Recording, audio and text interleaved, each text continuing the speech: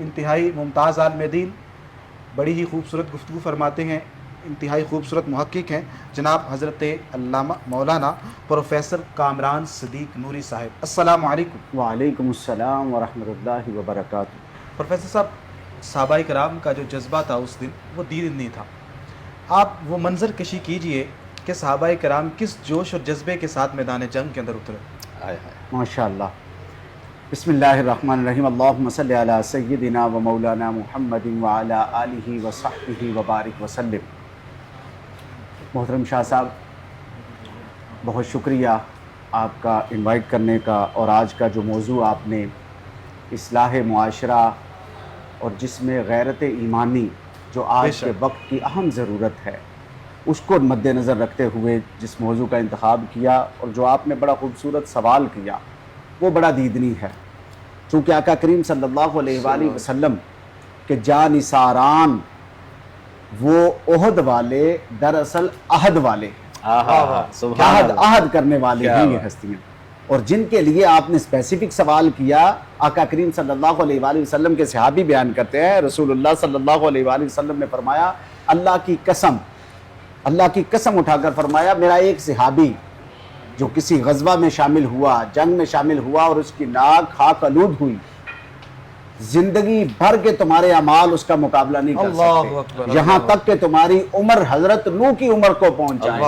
یعنی 900 سال تک تو کم از کم، 950 سال اور 1000 سال تک، یعنی یہ مقام ہے ان صحابہ اکرام رضوان اللہ علیہم اجمعین کا، جن کے لیے اللہ پاک نے قرآن میں فرمایا رضی اللہ عنہم ورضوا عنہ،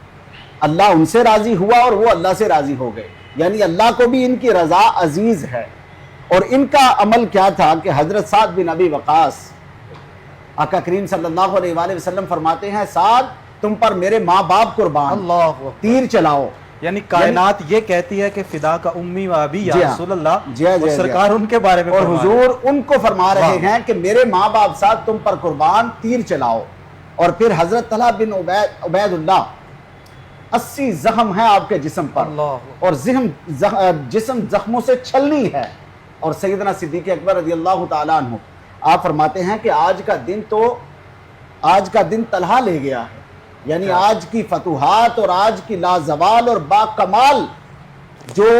جنگی اسٹریٹجی اور جس طرح اپنی خدمات اسلام کے لیے اور دین کے لیے دی ہیں، اس کا کوئی نعم البدل نہیں ہے۔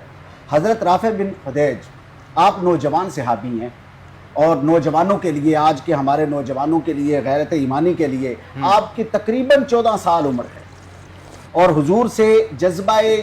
جہاد اور اس کے تحت حضور اور آقا کریم صلی اللہ علیہ وآلہ وسلم کے دین پر اپنی جان نثاری کے لیے اجازت مانگ کر کہہ رہے ہیں کہ حضور مجھے ساتھ لے چلیں۔ اللہ، اور پھر جب جاتے ہیں، پھر آپ کی اس عمر میں تیر اندازیاں اور نشانے بازیاں آپ کی کمال ہیں۔ حضرت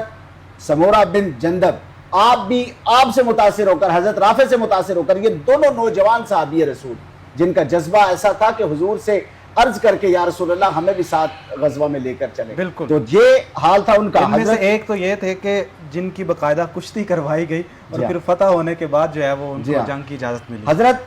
عبداللہ بن عمر بن حرام، آپ شہادت پائی تو فرشتے آپ کا پروٹوکول لے کر آپ کے استقبال کے لیے پہنچے، اور پھر سید الشہداء، امیر مدینہ، حضور کے لاڈلے چچا، جن سے بڑا پیار، محبت اور مانوسیت ہے، اور ان کا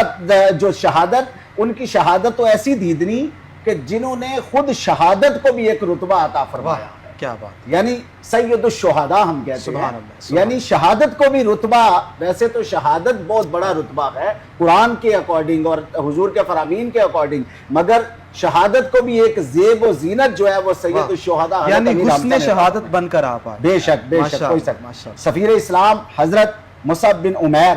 جنہیں شبیہ رسول کہا جاتا ہے، اور آپ الیٹ کلاس تھے، سب کچھ آقا کریم صلی اللہ علیہ وآلہ وسلم کی ذات پر، آپ کے قدموں پر نچھاور کر دیا، اور یوں دیوانہ وار حضور کی